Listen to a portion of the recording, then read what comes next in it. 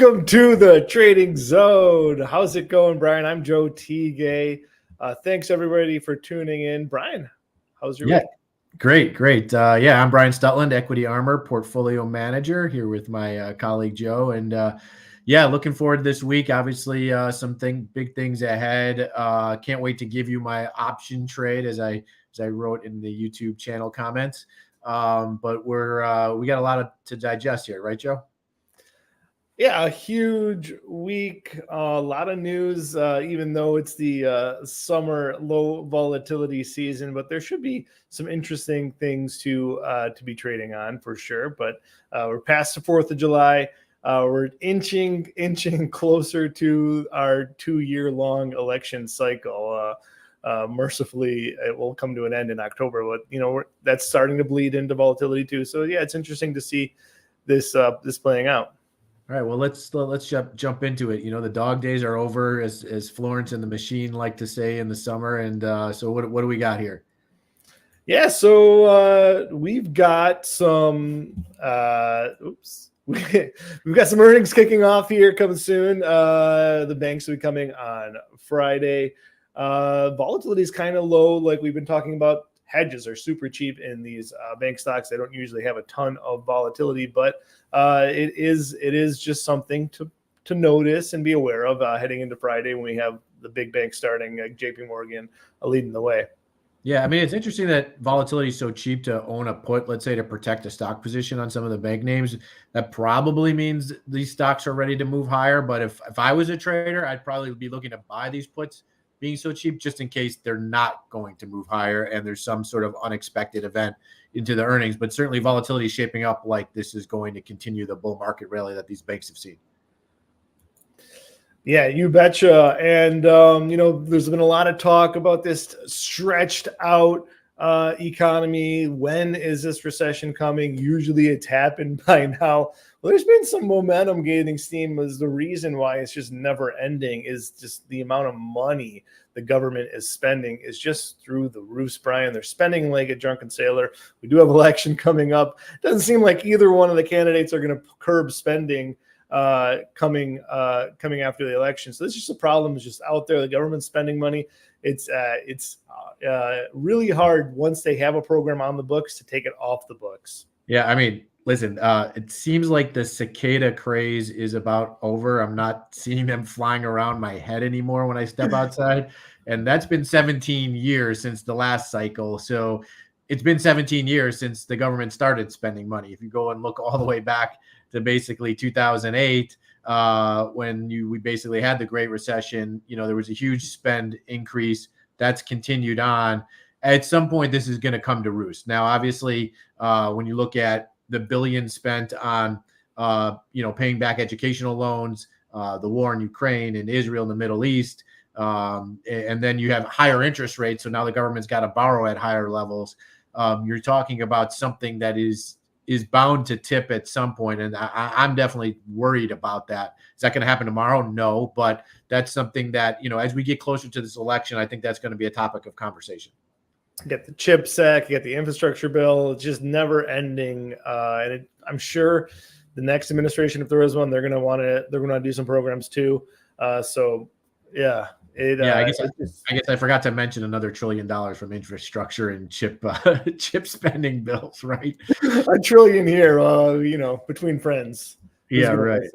But yeah, we got, and the big story, just, looking ahead, we have some really interesting stuff going on. But, as we look at sort of this week going forward right now, we kind of want to get into what's happening right now rather than our big story, which we'll bring to you just momentarily. But the week is going to be important, right? Because we got the CPI number here on the 11th. The next day right afterwards is PPI numbers. So some inflation numbers. And Joe, what do you think that does for the S&P? Is this going to move the market like it historically has? Because it seems like everything is about the CPI number. Yeah, I see this being no different. This time around, the last 2 years, the CPI has been a big mover in the market. I think we'll be on course for that. The market wants to see inflation continuing to come down. If it does not happen, that could be a fly in the ointment. That could cause people to say, "Hey, maybe we're not cutting this year," and the market could sell off. If it does happen, I think the rally will continue on course, but it could be some upward momentum, just a catalyst to drive things higher. Yeah, so let's look at the trend channel. I know we've brought this up before, Joe, but if we got this slide here on the 2-year trend of the S&P, and we've talked about this before, that basically you had this sort of sideways to slightly up moving market, trying to bottom out of the 2022 little pullback, and we broke out. We're in this green channel now, heading upward trajectory. I think when you look at it, it's not coincidence that we're right in the middle of that channel, and we have a big CPI number coming out this week. So we'll be watching that, because I think that has the potential to move the market to one end of this green channel here, whether it's the top end and inflation somewhat tame, and then interest rates start to come down. Now valuations can go higher, or it comes out bad and we hit the lower end of the green channel. But Joe, is there any other warning sign or levels that you're looking at that people should kind of, use as a warning sign here, or is it going to just be a non-event this week? These levels will be very important to me. Certainly when we got to this spot here, boy, that was a huge tell that, hey, this thing's going to have a nice little recovery here.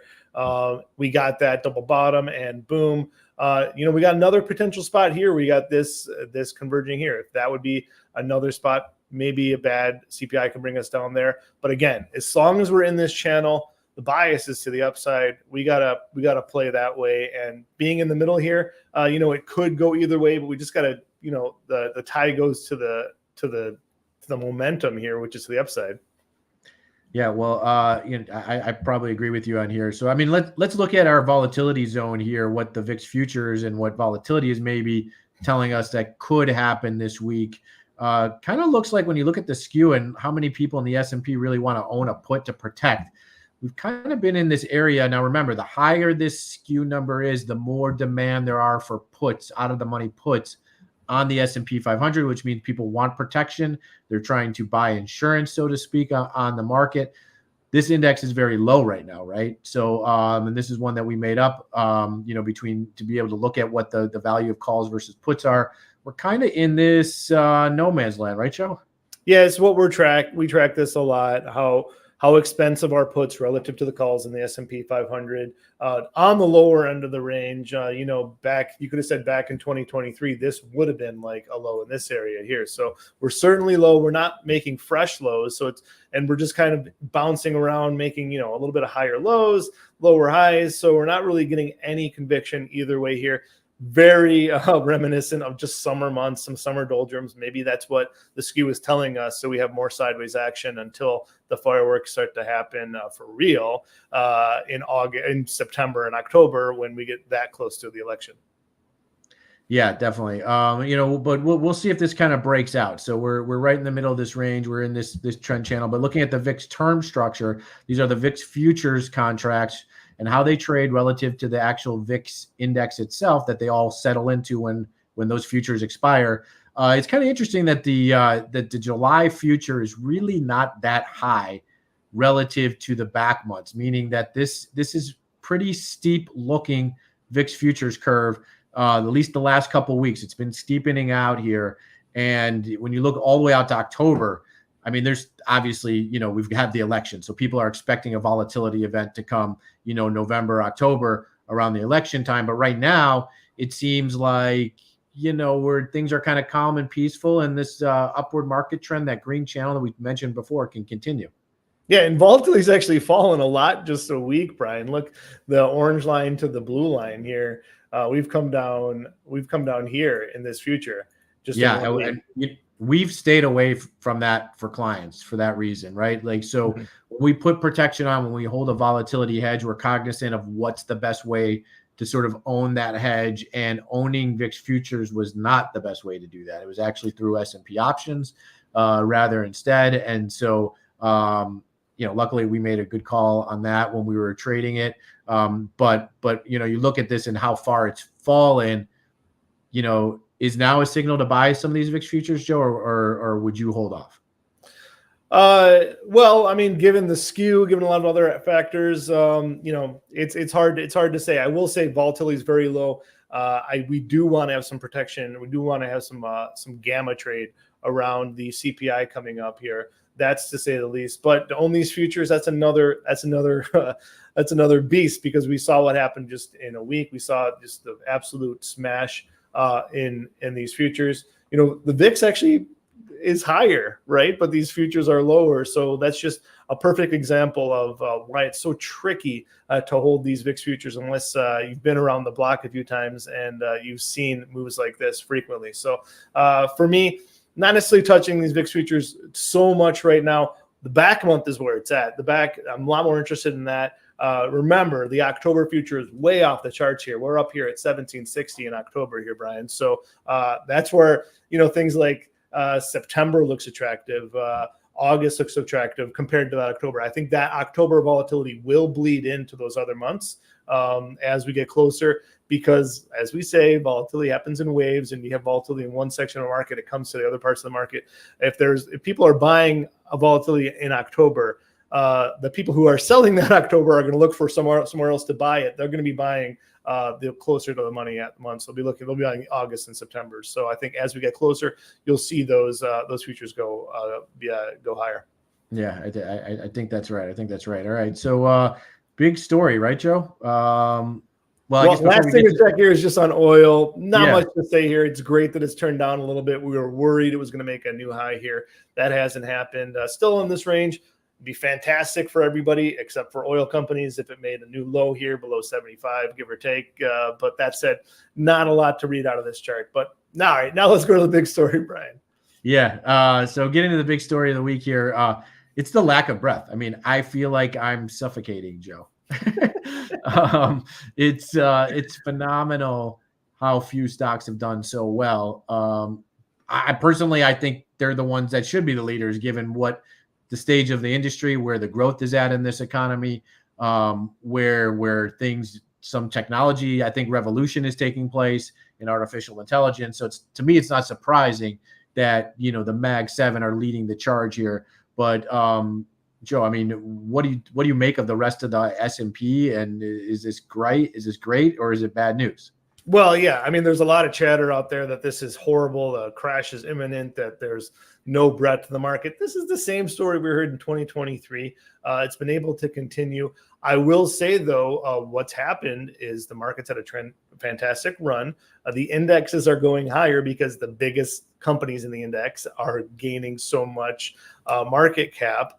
Okay, so that's great for everyone index who's been holding it this whole time. But it does add some volatility, Brian. If those stocks pull back together in unison, not like NVIDIA last week pulled back and everyone else went higher and there was no net change. But if they all pull back together, we'll see some big moves in the market. And that's what happened at the end of the dot-com bubble. That probably will happen at the end of this market rally, but there's no guarantee. Just because there's a lack of breath doesn't mean that the rally is going to be ending today or tomorrow. It will mean that we should expect more volatility to come. Yeah, I mean, I think I've been talking to investment advisors all the time here in recent weeks, and diversification is a real issue for people right now, because you're buying an index, you're essentially owning 90% of things that should be in the trunk, and I want to own things that are in the frunk or in the driver's seat. If you're a electric vehicle owner, Tesla's batteries on the bottom, right? So yeah, so then you got a trunk, and you want to sometimes you store stuff in the frunk. I want to own the frunk part. Yeah. So that's why stock selection is so important. I mean, we do that in as a portfolio manager for one of our client funds, is that like we want to pick the 50 or so names that are the most interesting, that are going to get a tailwind from the current economic conditions, not one that have headwinds. And I mean, this is just unbelievable. The Bloomberg Mag 7 index up, what is that, 48% almost year to date. Yeah. I mean, take those out and the rest of the market, to me, it seems like it's flat, right, Joe? Well, yeah. If we get the S&P 493, it's up modestly, like 7-8% year to date. The S&P by itself, it's doing fine, but most of those gains are coming from the Mag 7. The S&P up 17.5, the Nasdaq's up 20, 21, 22. lion's share of those gains are coming from the biggest companies. The small companies, the mid-cap companies, they're flat on the year. They're not experiencing any of those gains. So stock selection, Brian, is so critical. If you didn't own the index and you just own the Mag 7, you're doing fantastic. If you owned none of the Mag 7, you're not experiencing any of this gain. No, not at all. And then, so I mean, you know what, maybe I think that's interesting, and this is what we want to bring up next. Really, is okay. So the Mag 7. I mean, did the charts really look good? Do I keep buying the Mag 7? Do I look in other places? I mean, we've diversified a little bit more. Obviously, I said we like to pick our top 50 names, you know, and really even within the Mag 7, I think there's a handful of other names. Maybe there, I think you might have a trade on one of them, Brian. Yeah, in fact, we do have a trade coming up. Stay tuned on one of those stocks, maybe tied to the Mag 7, but is another name that I think I can own besides just the 7. I don't have to be necessarily, you know, tied to those, but let's look at some of these charts here on the Mag 7. And by the way, at the end of the day, you know, rallies don't last forever, right? Bubbles don't last forever. If this is a bubble, this could be the very early stages of the bubble, or, you know, Nvidia, just one example. Maybe that could be a stock that is at the end of a bubble. But if this is a bubble, this could be the very early stages. But one thing you will see is in the technical analysis, you will see a change in the trend. We have seen no change in the trend. If we do, we keep on saying this again and again. If we get, and we point out lots of worries in the market, but as long as we're in this upward channel, we're not changing our bias here with this trend. And but like I said, we've got all these stocks that are doing so fantastic. What are their trends? Because effectively that trend is going to be dictated by the Mag 7. What do those charts look like? Well, guess what? They look fantastic too. If they do change, we'll point it out to you and we'll adjust accordingly. But until then, you know, we can just see just a fantastic chart from Nvidia. We know the story here, Brian. Just, you know, has earnings, breaks out, consolidates, has earnings, breaks out, and repeat, rinse and repeat. Yeah, really. I mean, so, you know, let's look at the next name here in the Mag 7. And there you go, Apple. We talked about this a lot. We actually gave a trade on this. We'll kind of update where we're at the point of the trade once I give my trade on my stock. But, you know, here, Apple breaking above 200 was huge, key level of a breakout. We got longer for clients in this, and you know, man, that chart looks great too. Where's that? I mean, that's Amazon. Just like love this consolidation, this, you know, higher lows here, and then just breaking out. Just these mega cap stocks just look really, really good right now, in spite of the lack of breadth. Yeah, it's like, thank you, sir. Can I have another? Google. There we go. Yeah. I mean, look at this thing up 33% year to date. It's in a channel to the upside. So none of these trends have really broken on any of these names, right? Someone like Amazon might be just getting started. Microsoft, again, breaking out here above the 440 level. Now, could some of these names have a 5%, 10% pullback? Yeah, but that is probably going to be met with buyers at that level now that we've broken out to higher Nvidia level. did. Yeah. Nvidia's pullback came on the heels of, like, you know, wishful thinking buying after their split, but they did have a 13% pullback, and now they're just chugging along again, up, you know, 4% on over week. Yes. And so these guys are all leading the charge. It looks like they want to continue to lead the charge.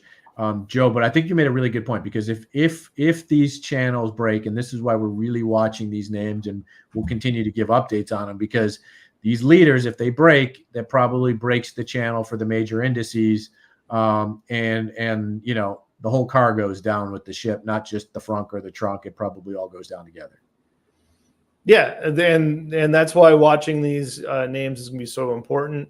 It does make the index, you know, reliant on these names, and that's just goes with the territory, goes with the turf. We've had better, you know, 20% return on the S&P 500 and the Nasdaq in a half a year. That's really good, even if all those gains are coming from 7 names. That's fine. But we just have to be aware of that and watching that closely. Now, does that mean the overall economy's health might be a little bit weaker? It's possible. Is it possible that The government spending, like we mentioned at the beginning of the show, is the only thing really propelling this thing forward, and that's unsustainable for the long term. Yes, that's possible, but that's not really our job. Our job is what's the next quarter look like? What is right in front of us? Well, right in front of us is these stocks are going higher, and if we're not in them, if we're not participating in them, we're not doing our clients, we're not doing anybody a service by just sitting and saying, hey, it's going to go down at some point. Yeah. All right. So, I mean, people have been sitting here watching for 20 minutes now, Joe. I know they want our stock pick, our stock trade of the week. They're dying to see what we got in store. We've been so good at it. And I wanted to talk about ASML Holdings. Here's a stock that's really tied to the building out of the NVIDIA chip. They have the manufacturing aspect of it. Lots of deals with Taiwan Semiconductor and how they manufacture this.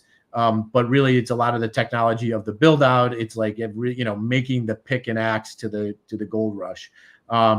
Their earnings are coming up, July 17th earnings, and the stock's already up 10% in June. So what's going to happen? I think it's interesting. Here's a stock. When you look at it, calls normally outpace trading puts by about 1.5 times normally. We're starting to see put activity pick up a little bit. And in fact, the most open interest right now is a little bit to the downside around the 1,000 strike. Now, with the stock up so much right now, that becomes an area of interest. 1,000 strike has a lot of open interest. The 920 strike on the put side has a lot of open interest. And so when I look at this trend channel here, and I see this looks a lot like the S&P 500, where you had some consolidation and then this up move into this green channel. But I want to be wary of it because really, if you broke this down, there was a lot of gap up moves that were made by the stock to get to this level. And what happens is a lot of times stocks like to refill those gap opens that have occurred in the past and like sort of back and fill there. And so I think there's a little risk that could happen again here. And so I'm going to use options. I'm still bullish on the name because I'm bullish on the whole area of artificial intelligence and that whole build out and the whole chip sector build out for that area of work, but I'm going to use options to play this move here, Joe. And so I'm looking at the 1,000 calls. Yes, they're in the money quite a bit, about $80 in the money. So these are somewhat expensive. These are $90 calls. But think about it. This is 1/10 of the cost of outlay that I would normally need to buy this stock. So I only need to spend 1/10 of the amount. I get protection below 1,000. Why do I get protection below? Because of calls. The stock drops below 1,000. After expiration, I don't have to exercise my calls, right? So the stock can go all the way back to $850. I don't care because I only have the right to buy it above 1,000 or higher. So I think this is cheap. They're $90 calls. They're only trading for $10 of extrinsic value over it. I think this is a much smarter way to be long this stock. Yeah, I mean, you say cheap, but it's a $90 call. A lot of people would say that's a pretty expensive call. But that said, it's $80 in the money. So yes, so that's $80 in the money, $90, $10 of it, put value really. So another way to think about this is you're buying $1,000 80 stock, right? And buying the 1,000 put, right? So that would be $1,090. Instead, you're laying out $90 here. Correct. And obviously this is an expensive stock. So look, like, if you're going to buy the calls outright, this is almost like getting leverage, 10-to-1 leverage on your money. So, not everybody can trade this thing because obviously it's a little bit expensive. You got to work $80 times 1 times 100. That's $8,000 that would be lost if earnings don't come out well. So this is for maybe a larger size portfolio. We could use a call spread maybe instead if you're someone that's maybe a smaller investor size to do this trade. But again, I think after earnings, if we break that 1,000 level, because there's such high put activity down there, that can act as almost an inflection point where it goes right through that and we quickly get back to 850. So I'm worried about that to some degree, but I also want to continue to participate to the upside. If we keep going to 1,100, 1,200 or whatever, and the stock and the channel continues, I can still do that with a call, but I can just, stay protected. Yeah, and here's exactly why I like it. You're allowed to stay into this name with your protection. We know that's an inflection point. this is exactly what we're saying. Like, we're going to have a bias to the upside.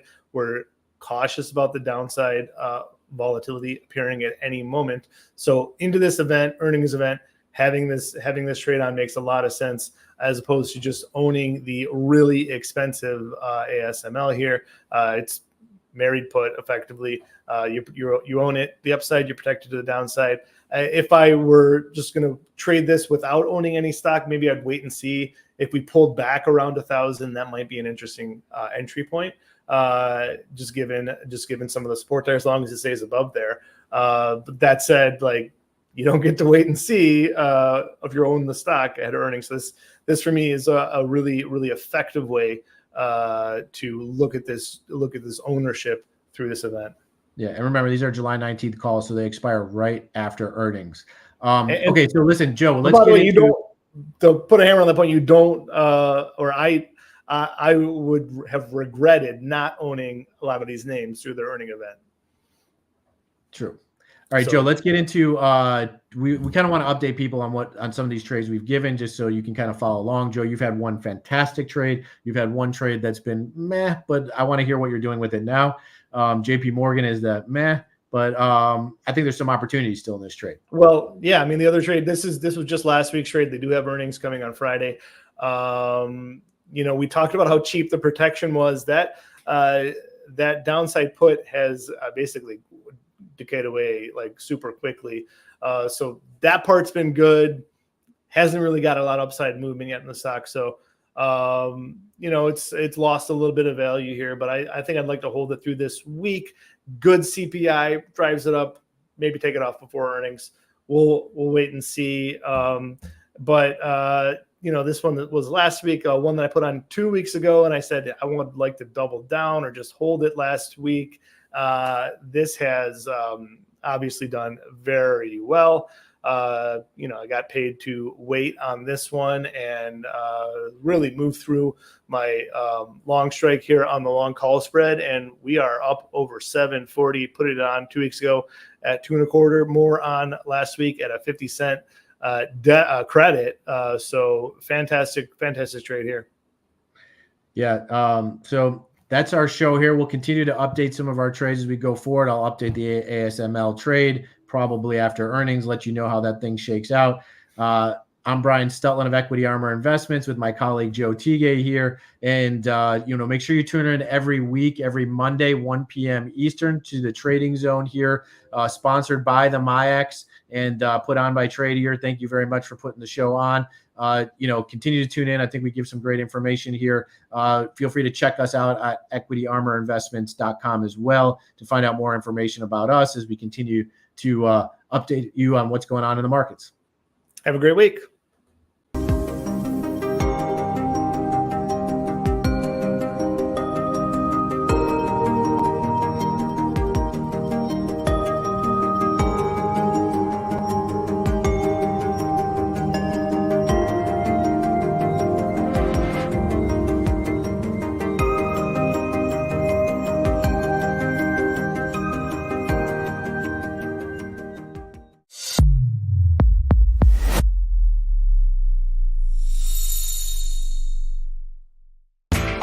You know how the financial world goes. Here comes the buzzkill. Please make sure to take some time to read this boring disclaimer. We will owe you one.